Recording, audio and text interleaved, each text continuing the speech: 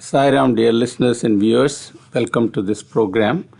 I have the great pleasure and honor of informing you that I have with me here in the studio Mr. V. Srinivasan.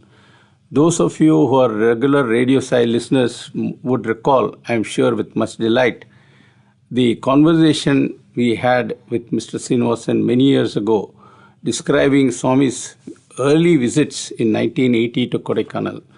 That is a really wonderful recall.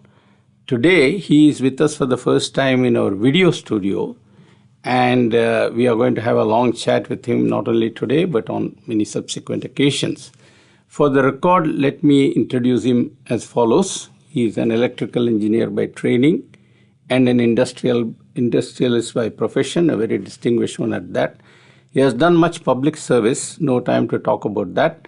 But I have to draw your attention to the fact that he is a past president of the Confederation of Indian Industries, which is no small deal. For us, the important point is he is an ardent devotee of Bhagwan who came many decades ago. He's been serving him in many capacities, and especially now, he is present in almost all of Swami's major institutions. So he wears many hats. Today, I'll be talking to him about the Sri Sathya Sai Central Trust. Welcome, sir, to our studios. And with your permission, I would like to start somewhere in the recent past and then do a flashback. There is a reason for my doing so, and I would like to place that reason in context by recalling an incident in my life which happened many, many decades ago. The date was 30th January 1948. I'm sure it rings a bell. That evening, my father and I went to Mambalam. We were living in Tambaram in Chennai, which is a distant suburb of Madras, which used to be a distant suburb of Madras in those days, but no longer is. And he wanted to do some shopping because next morning he was leaving to Pune, of all places, to attend a conference in the meteorological department. He was a meteorologist. A very big expert had come from Sweden, and he was giving a course of lectures, and my father, who had his book, he wanted to attend the lectures. So as we were coming, our house was quite some distance away. It was a long walk, and we used to take a shortcut through the railway colony. I assume this was in the evening. It was in the evening around 8 o'clock, obviously. And there was no electricity in our house, and the radio was on. And I could hear the voice of Jawaharlal Nehru. So we both stopped and we heard him speaking. Those words are etched in my memory forever. And for the benefit of all of us, including our viewers and listeners, I would like to recall what Mr. Nehru said on that occasion. He said, "Friends and comrades, the light has gone out of our lives and there is darkness everywhere. I do not know what to tell you and how to say it. Our beloved leader Bapu, as we call him, the father of the nation, is no more. Perhaps I am wrong to say that. Nevertheless, we will not see him again as we have seen him for these many years. We will not run to him for advice and seek solace from him. And that is a terrible blow not only to me, but to millions and millions of this country." Sir, I want to take you back to that morning on April 24th, 7:40 a.m. In 1948, the country lost a great leader, whereas on April 24th, God in human form made a transition from the Sakara Brahman aspect to the Nirakara Brahman aspect. But for us, our feelings were, I'm sure, exactly as I read out just now, feelings expressed by Mr. Nehru and the entire nation in 1948. Tell us how you felt, because all of a sudden, you not only suffered a loss, but had a very big burden to carry immediately. Must have been I think, to tell you the truth, the question of a burden did not really impact us at that moment. It was a sense of complete shock. It was a sense of loss, sense of feeling that we are lost. And, he was the pillar and the lodestone around which all our lives revolved. Absolutely. Whether it was personal lives, whether it is our lives in the connection with the organization or the trust or the hospitals or the university. I mean, everything and anything there was nothing too small to be referred Absolutely. to him. There was nothing too large to be referred to him. In fact, it was an unwritten rule that nothing would be done without touching base with Bhagwan. Sometimes he used to get angry that we are troubling him with Yes, very I know small that. things. But we took that as the normal course, that we should touch base with Bhagwan, get his approval and blessings and guidance. Because, with Swami, normal logic did not apply.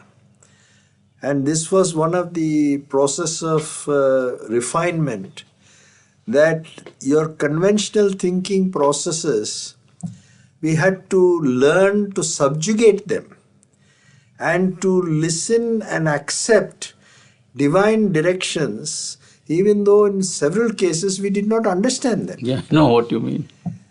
So when we are used to that kind of life, and suddenly that, I would say, tremendous power, that person on whom we totally depended was no longer physically with us. I think those initial moments, those initial hours, there was no time even to think of any burden as such. But you had a big responsibility to discharge immediately. Exactly. We had those responsibilities. We became gradually conscious of them. Just as you begin to come out of a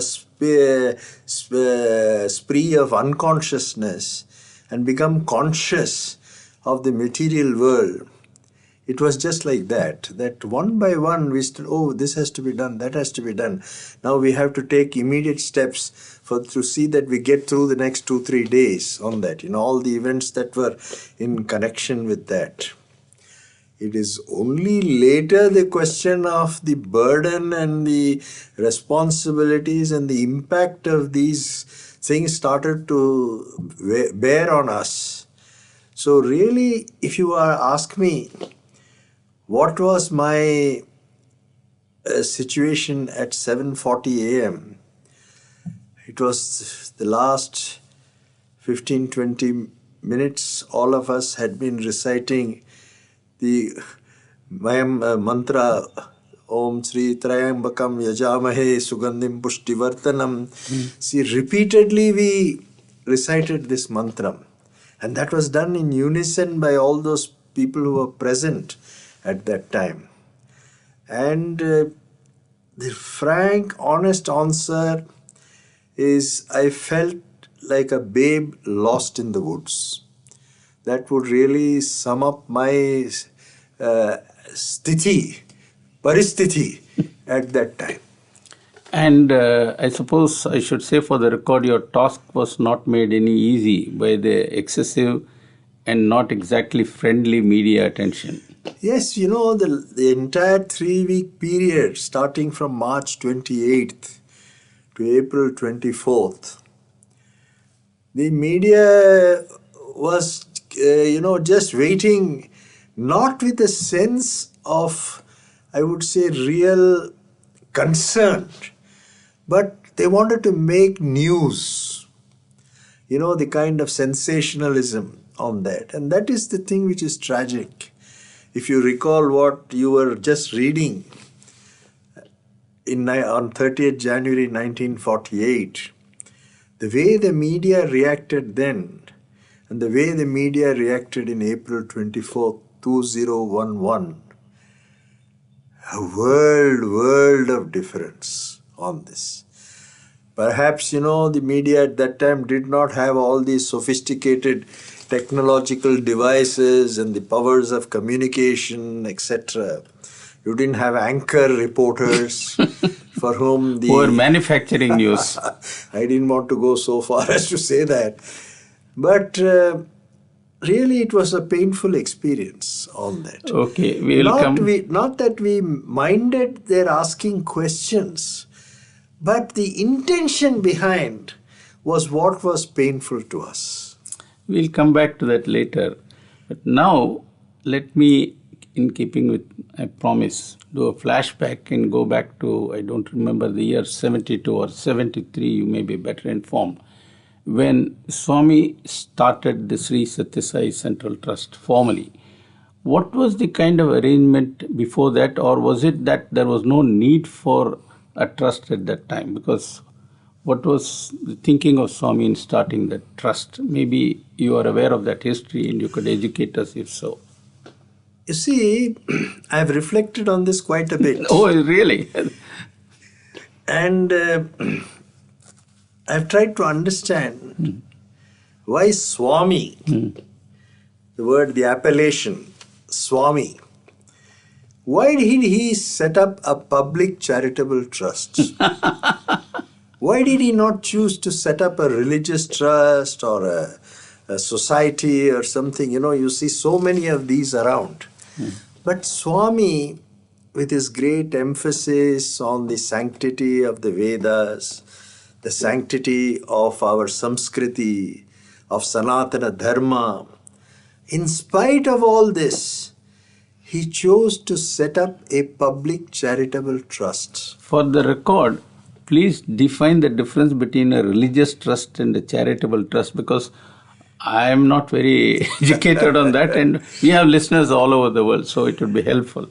You see, in Indian legal parlance, a public charitable trust is one which is supposed to engage in welfare activities for the public. Whatever is for the general good of the people, irrespective of religion, caste, creed,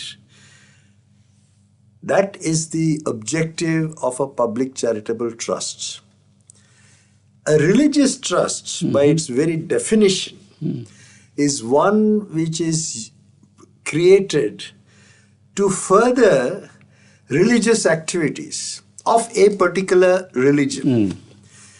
You could have a Hindu religious trust and you could have a Muslim religious trust or a Christian. They may have different appellations and names.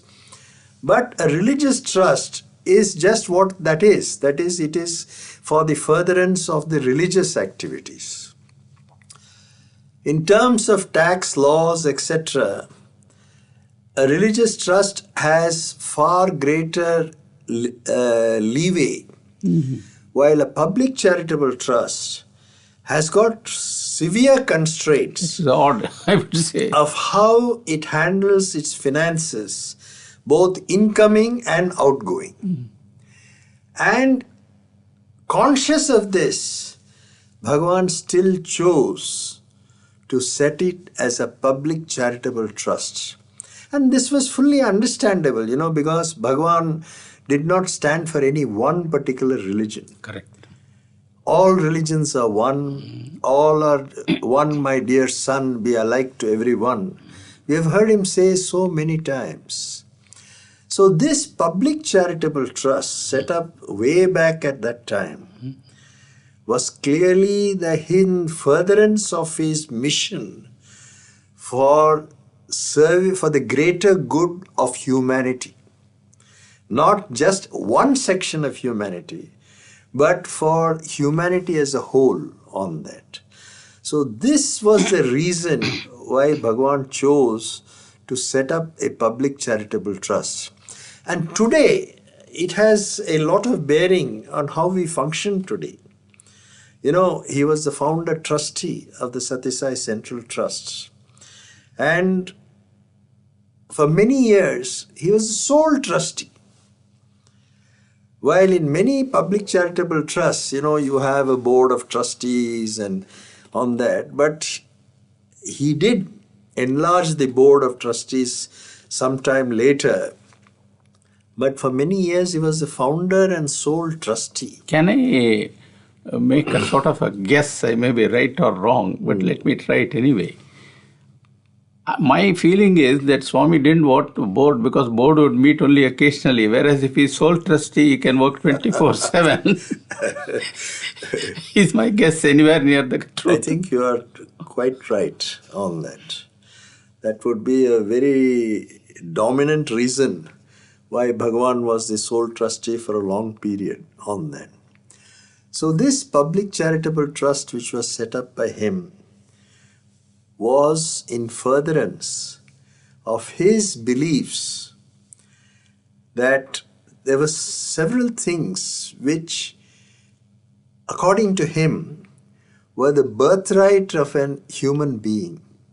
He believed that health was a birthright, education was a birthright, and later access to clean, potable drinking water was also the individual's birthright. And all that the Central Trust has done, the major activities, have all been in furtherance of these objectives. So maybe you can start giving some details about some of the missions launched by Bhagavan. Yes. How he involved himself with that and so on. On that. You see, I think Health was the first. I would say that health was the first, but in a small way in the beginning. It did start, but it was not of that kind of Obviously. magnificent scale as it later evolved. But education, setting up the first college was his first step on that. Then the decision to have a university, and a university which would have campuses not just in one state but on a cross-border basis. Such a thing had not been done, and government made it possible for a university to have affiliation of colleges located in other states. Brindavan was first, and the Anantapur College also was the first for women, and that shows his concern for women on that. So it was first the Anantapur College, and then we had the Brindavan College, then we had the Prashanti Nilayam campus on that. So gradually his grand scheme evolved, and what he wanted, that there should be a university which is a model university. And all his pronouncements on education, what is real education, and what he would like those who come to the portals of his institutions to benefit, and what they should experience.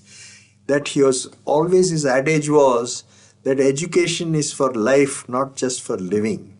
It is not a begging bowl of degrees where you go out and try to just get a job. But you learn to live as a human being. Bhagavan had always said that the human being is a reflection of divinity. You have often heard this story of his, the incident where somebody asked him whether you are God. And he said, yes, I am God. But you are also God. The difference is I know it, you don't know it. So he strongly believed that every human being was divine. He had a latent divinity. And the purpose of the Sathya Sai organization, which I head today by his grace, was to enable the... This Sri Sathya Sai Seva organization. Yes. All India. Yes. The Sathya Sai organization in India is what I head. Of course, there is an overseas organization also. But it was purely set up not because Bhagavan needed the organization. That's true. It was out of his compassion to set it up as an instrument to enable people to perform their sadhana for transformation of their lives. Bhagavan always said, I don't want your bhakti, I want your transformation. So that's why, reflecting now, we have now set up just digress, that now the motto of the organization is transforming lives to transform the world. Unless we transform ourselves, we have no right, nor do we have the competence and the capability to transform the world. So Bhagavan believed that his institutions would create a new generation of youth who would go through not only the 3 R's, but also learn what life is all about. To inculcate in them the sense of values. So these are today, you can see the Institute of Higher Learning. It is standing as a model. It continues to attract and produce really, I would say, committed students who are playing their vital part in many sections of society in India and abroad.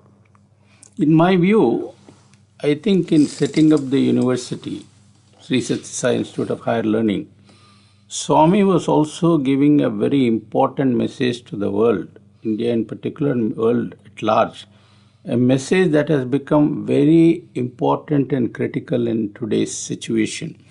Namely, education should not be offered as a commodity for sale.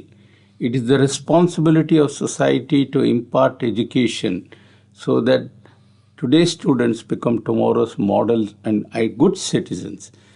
I mention this because in America there is a tendency, or not a tendency, there is a practice now to start colleges and universities which are openly for profit. They declare themselves as for profit.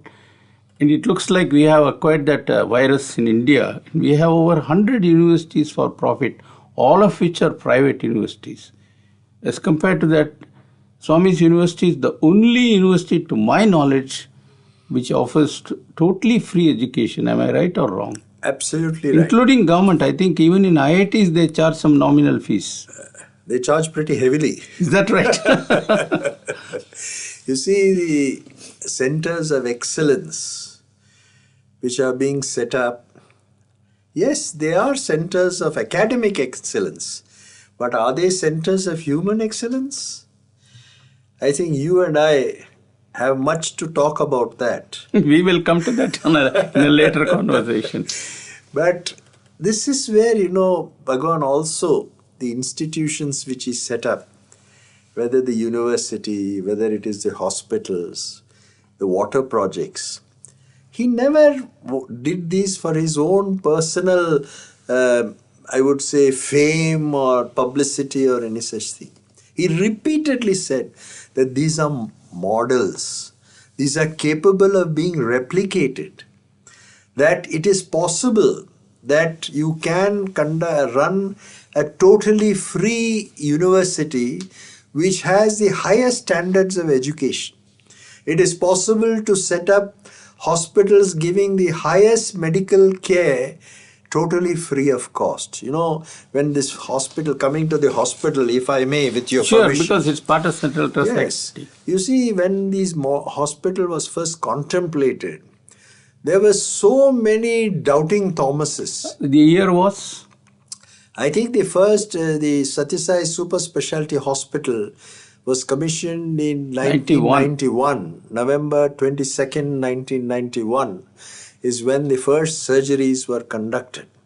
Because he did announce in 1990 that next year in this brownfield there will be a super specialty hospital and the first operations would be conducted on 22nd November 1991.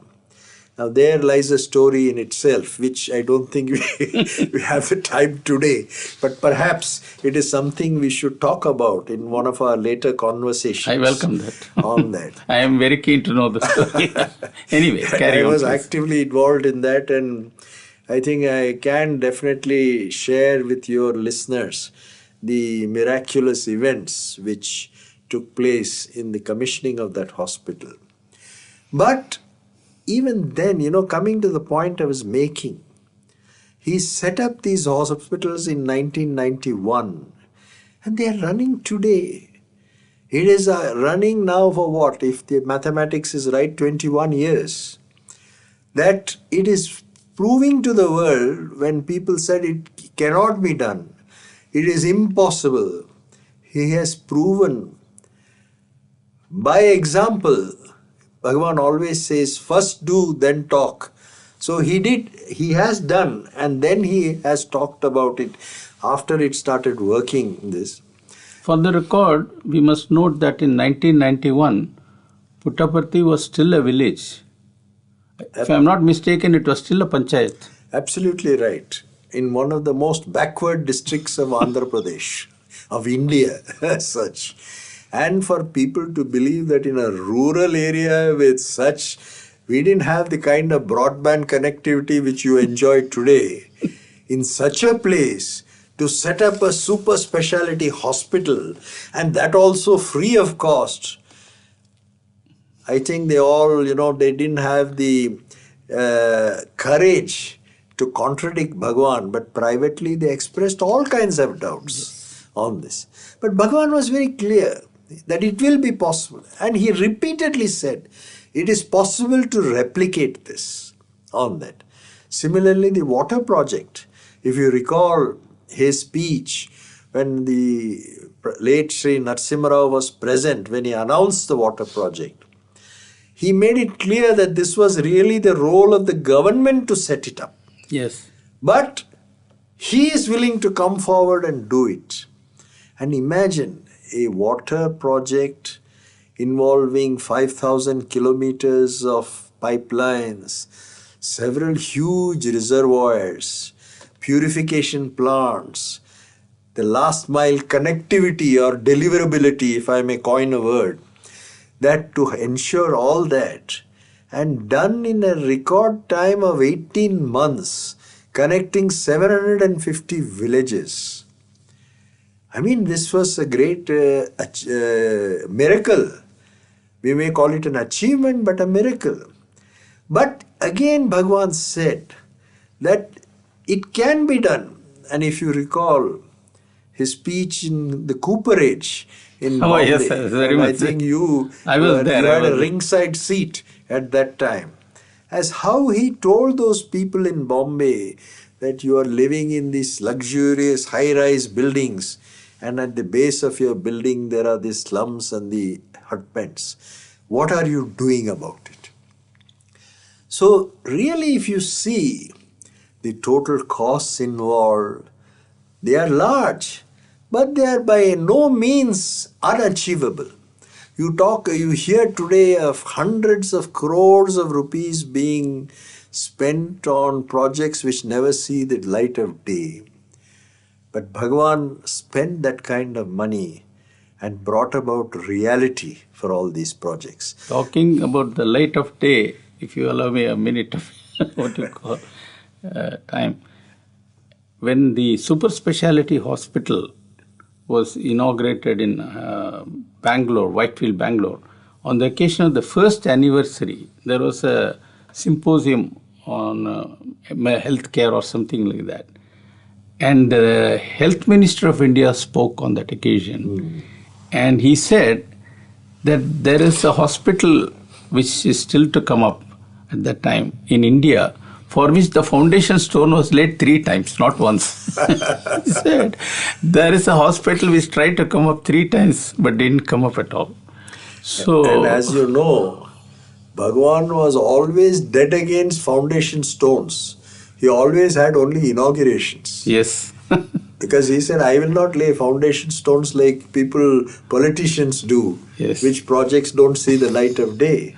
But he was always insistent that he will inaugurate the project rather than just lay the foundation stone. In my reckoning, while people have set up universities and hospitals elsewhere, the water project is unique in the annals of human history. On this scale, no private charitable trust, to my knowledge, has done a water project on this scale, providing water to an entire district and reaching out to 1 million people. Am I right or wrong? You're absolutely right. The Sathya Sai Central Trust is the only public charitable trust which carries out such large infrastructural projects. And Bhagwan did it as a model. And he gifted it away. Absolutely. He built it, not only built it, operated it for more than a year, and in a working condition handed it over to the government on that. So that nobody could say that this project was just handed over in a non-working condition. And that project is still working today. Puttaparthi is getting water from that project. We are getting from that, but not only Puttaparthi, but how many villages and what changes this pure water has made in all these villages. Our boys, when they go for Gram Seva, year by year, the staff members, and you have been there so many times. Each time Along with you, sir. Absolutely. We have jointly gone there. And haven't you been as amazed at the kind of transformation this water supply has made in these villages? Sir, incidentally, in this mandal, Puttaparthi mandal, I have checked the records, medical records. It goes from the period before the water project to present day. They have segmented the data in segments of 5 years. The registered new cases of waterborne diseases such as rheumatic arthritis, skeletal fluorosis, dental fluorosis, and so on. After they started getting, it has plummeted very sharply, and young people's teeth are no longer spoiled. There is no case of bone fluorosis now among children. Absolutely none. It is like wiping out polio. And to flash back to the present day, don't you agree that these villages are the few villages in India who are not suffering from water drought, in spite of the situation which is prevailing throughout India due to the failure of the monsoon? I mean, that is itself Bhagwan's unique gift to all these people. No, I want you to speak in two capacities. Yes. As a citizen of Chennai and as a member of the Sathya Sai Central Trust, tell us the story of the water project Swami did for a metro city like Chennai. You were there in the thick of it. And both of us were there in Vrindavan when on the anniversary of that hospital, he's made this remarkable announcement. It came out like a bolt from the blue. Absolutely. When he said that the people of Chennai are suffering from lack of water, the rich people are able to buy water, but what about the poor? Who cares for them? And prior to that, for 10 years, the people of Chennai had gone through one of the worst water shortages. And in the high-rise buildings, especially the so-called low-cost housings provided for the poorer sections of humanity, of the citizenry, who have to live in 3 floors, 4 floors, the poor ladies had to carry the water pots up those 3 from the floors from the tankers. And God itself never knew at that time when the tanker would arrive. It never came on a fixed time. Sometimes at 2 o'clock in the night, 3 o'clock in the night, or 4 o'clock in the morning, sometimes never. And so many women developed all kinds of diseases, lugging these huge water pots up to their 3rd floor, up a flat or something like that. I also heard that some of this water which is supplied by private tankers was drawn from the rural areas where the groundwater was contaminated with fertilizers, nitrates, and they all had nitrate poisoning. Absolutely. We have heard the actual reports of our medical doctors who are working in those areas, the kind of cases of this nitrate poisoning which they saw, and the effects, the disastrous effects that it had on those people who were suffering on them. So at that time, conscious of this, and this Bhagwan made the announcement unasked. Nobody had come to him and asked him to provide water to Chennai. out of his compassion. This the greatest thing about Bhagavan is the quality of compassion. The compassion on a scale which has never been seen before in the history of human existence. That compassion, made Bhagavan to take up this and announce this project, that he will ensure the supply of pure drinking water to the city of Chennai. And today, coming again, flashing to the current day, Chennai is one of the few cities of India which enjoys the supply of water for a major part of the day. Even some of the maximum cities, as they are called, whether it is Mumbai or Delhi or anything, the people suffer for supplies of water. But Chennai, after the Chennai water project, the Sathya Sai Ganga canal was done, it has been transformed. Sir, I have a question, very valid question. It is very common for the government to neglect the rural areas. Chennai was a metro city. There was a government there, it was the capital of the state government. What were they doing? Well, I live in Chennai, so I better keep my mouth shut. Very. No, but I think,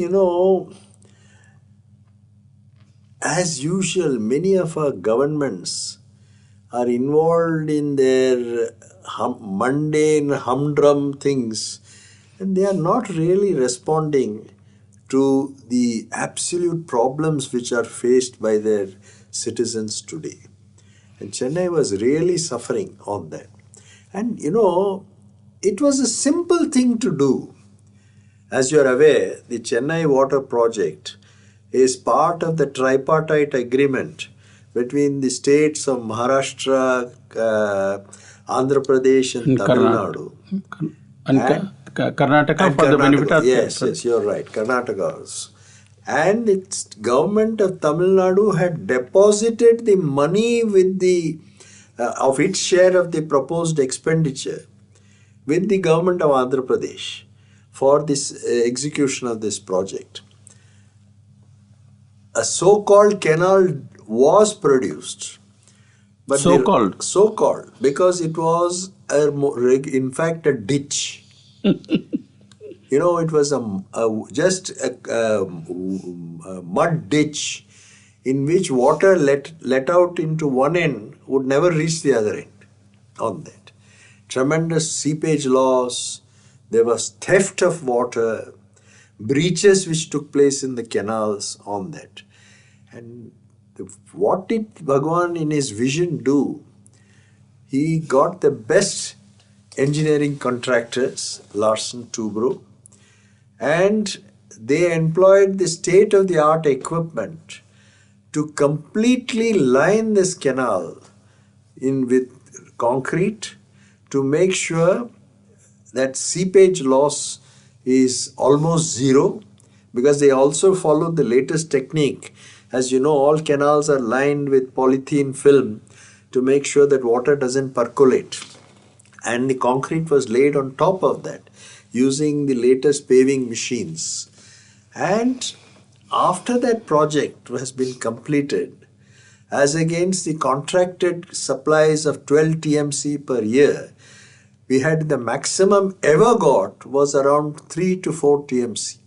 Now we are getting between 8 to 9 TMC, and we hope to get the 12 TMC, which will be given as part of the agreement which is agreed upon on that. So the transformation it has made in the lives of people in Chennai is unbelievable.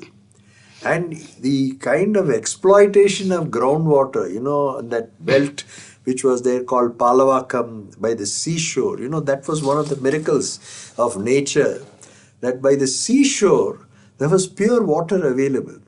But it was a very dangerous source to tap. If you tapped too much, there was saline intrusion, and those aquifers would be lost forever.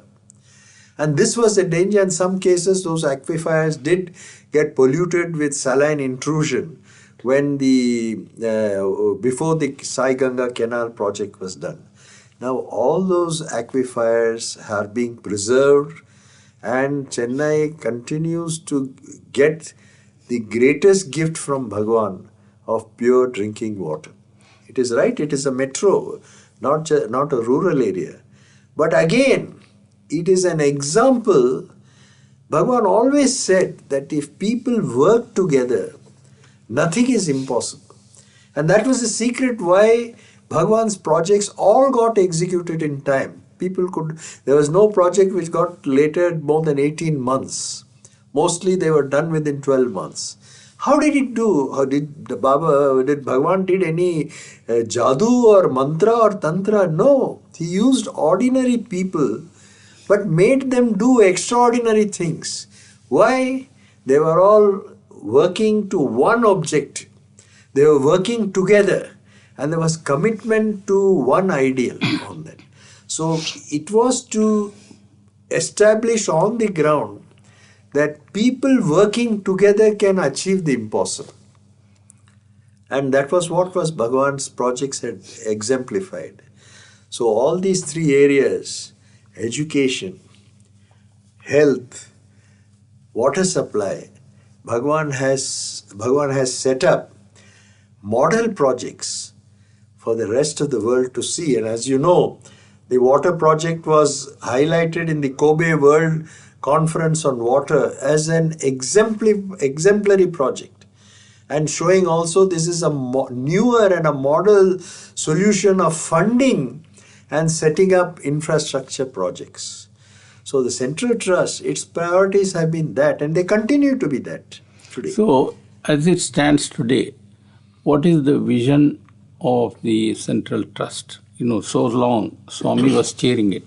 Obviously, you have taken the reins of responsibility. You have to take it further. There is, of course, a continuation of what was started, but what is now the new vision? Are there any intentions of doing similar things or different things? What is the I think, first I would say that it is not I who have taken up. I think there's No, I am talking with the trustees. The trustees. There is a board of trustees who have been enjoined with this responsibility. I think our task will be to do more of the same. That we have to concentrate on the areas of love all, serve all. We have to help to make sure that we ease the suffering of people, whether it is in the fields of health, whether it is in the areas of water supply. As you know, just a few months back, we have offered to the Andhra Pradesh government to take up another 180 villages in the areas surrounding in the Anantapur district for extension of the water supply scheme to give them also the benefit of drinking water. So this we intend to do. We are in discussions with the government as to the modalities of how this will be done on that. So that means we are continuing with the trust on the three areas: education, on health, on water supply. The field of education, I think you are far more qualified to speak, but as you are aware, the university it has set up the new campus at Muddanahalli. It has expanded the Anantapur campus. I was there just 2 days back, and there the business education center and the advanced media center, the language laboratories, all these, it made me feel very proud, at the same time humble in what Bhagwan has achieved in these places. The university is targeting a center for advanced research, which will, as you know, we have now a very high percentage of our postgraduate scholars who are being able to get through the GATE examinations, and many of them are the CSIR scholars now. So we want to offer them facilities to be able to do their postdoctoral work also at Prashanthi Nilayam. And we are now linking the university with the hospital. They are looking at cartilage development. I was there yesterday. So you know all about that where this will help in the development and in the laboratory of cartilages on an artificial basis, which would be a great boon to people suffering from knee pains and other joint deterioration and degradation on that. We have very strong place where we have an enormous database in the hospitals. We have a strong research capability in our university. The logical thing is to put them together, and we will have a center which will be unlike any other one, because very few universities have the kind of advanced medical treatment facility like we have. So, and they are all contiguous. The university and the hospital are not very physically far away from each other. So the university is also now expanding. They are looking at more advanced facilities, teaching equipment. As you know, all our campuses are now interconnected, so that they are able to exchange the facilities of learning which are conducted at one campus and can be shared on an interactive basis with the other campuses also. The other area is in the hospitals. We are going, this year itself, we are planning to invest over 20 crores of rupees in modernizing equipment, replacement of obsolete equipment. Next year, we are planning to allocate another 20 crores of rupees to improve the facilities in our hospitals. Not only the medical equipment, more quarters for staff, things like that, so that they are, as the number of working personnel also increases, we have to provide them the necessary logistics for that. And then on the area of water project, we are looking at the new 180 villages. And this is all what is being done by the Central Trust. But apart from this, the Sathya Sai organization on its own in India and abroad is working in many areas. See, we are now looking at the 99 Sai schools, which the organization has taken up the response. You know, these schools have 50,000 students on their rolls, and we are taking the responsibility to upgrade these schools. And the Central Trust has started funding several of the schools for improvement of their infrastructure. We are also talking about Central Trust funding water purification plants now to be set up in many other villages. You see, today the supply of pure drinking water is a vital necessity, and many places have contaminated water.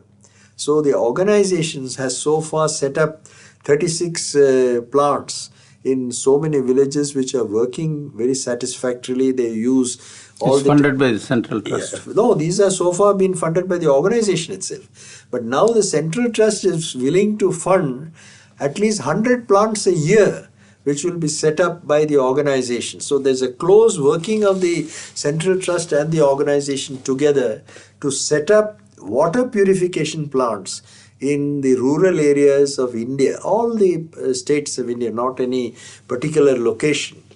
And these are following several technologies. One uses reverse osmosis, some of them have membrane technology, some are just where there is not such a bad water, we can just go with ion treatment. So these are different technologies depending on the source of the water and the condition on that.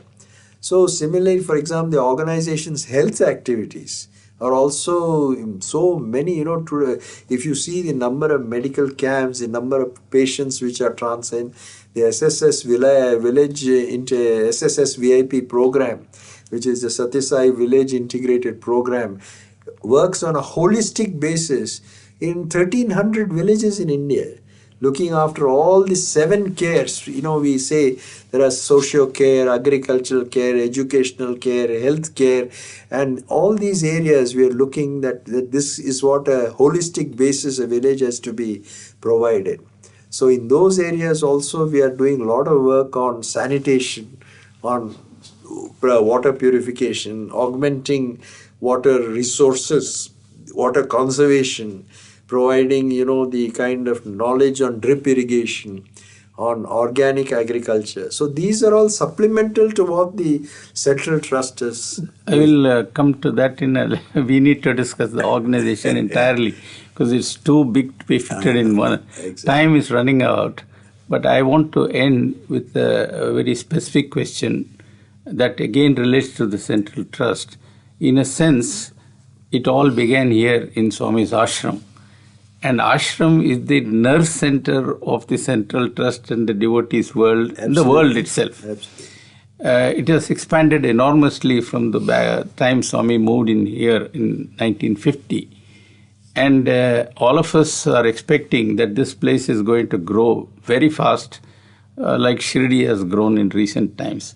So obviously you must be having some sort of plans to take care of that enormous growth anticipated in the not very distant future. Yes, I think we want to augment the facilities within the ashrams. There are, in fact, we are looking at, as we have an aging population in some cases, we're looking at whether we should provide lifts in many of the apartment complexes here so that, it eases the lifestyle of several of the people. But in terms of what I'm saying, the very large flux of people who will be coming, the crowds are bound to go in to the levels of Shirdi. So you must be gearing up for that in some manner. And in this parallel which you have of Shirdi, I may make express a viewpoint that crowds at Prasanthi Nilayam in the past have in fact been more than at Shirdi. They are not that they are. Yeah, that is true. That I agree. You see, what has happened is this. After the physical, I would say, absence of Bhagavan, the pattern of the devotees' stay in Prasanthi Nilayam is changed. Previously, when Bhagavan was physically present, people would stay for 15 days, 1 month at a time. Now they come and stay for 3-4 days at a time and then they go. Just as they do in Shirdi, where people just go in the morning, come back in the evening also. The facilities are there to do that. So we must cope with this changed situation and make facilities to augment this. Now, for example, as you know, if you have been walking around the Ganesh Gate area, you would have seen we have made a large transformation in the process for changing the entry gates so that to make it more convenient for people to come in. And also, you would have noticed that the main, in the Rajagopuram, the main door is kept open. Yes, it's like in the back in the old days. Yes, so, these changes are there which people are very happy about on that. But I am foreseeing huge crowds coming as they come at Tirupati and Shirdi these days. Yes. See, I have been to Shirdi in 90s and all that. There was hardly any crowd. You could go. But today I am told it is chock full and that day is not far off here. No, it is not. It's only the small, what I would call a minor dip. Yeah, we are paying attention now to improvement of our canteen facilities. We are modernizing the kitchens to be able to cope with better satisfaction for the pilgrims and also to cope with a larger number of pilgrims on them. So definitely the ashram will continue to be the center of all Sai activities throughout the world. We may say that Bhagavan is present everywhere, and which we know is a truth. People ask me why we should come to Prasanthi Nilayam. Yes, I said you don't have to come to Prasanthi Nilayam because just for experiencing Bhagavan, because he is there everywhere. But you have to come to Prasanthi Nilayam to recharge your batteries. Correct.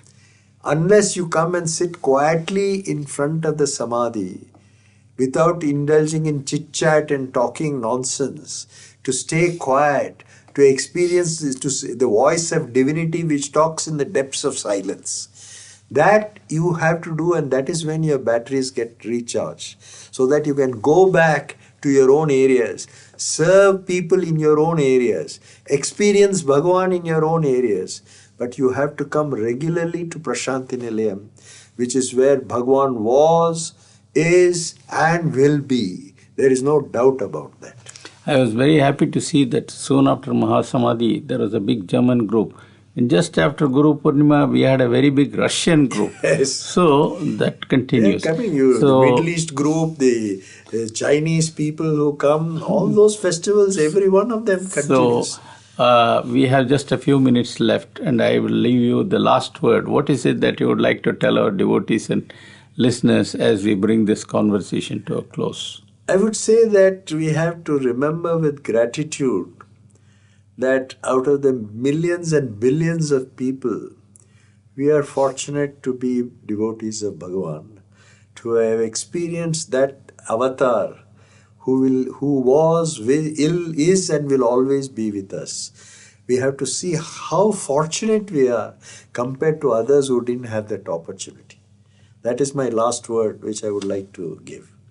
Thank you, sir, and I'm very grateful to you, and I look forward to the opportunity of many more conversations touching upon various aspects of Swami's mission. Thank you very much for having me. And it is my pleasure and privilege, and always to talk to you is a very soul-enhancing experience. I'm flattered. Sairam listeners, as I say goodbye to you, let me remind you, please write to us telling us what you feel. Your comments are always welcome.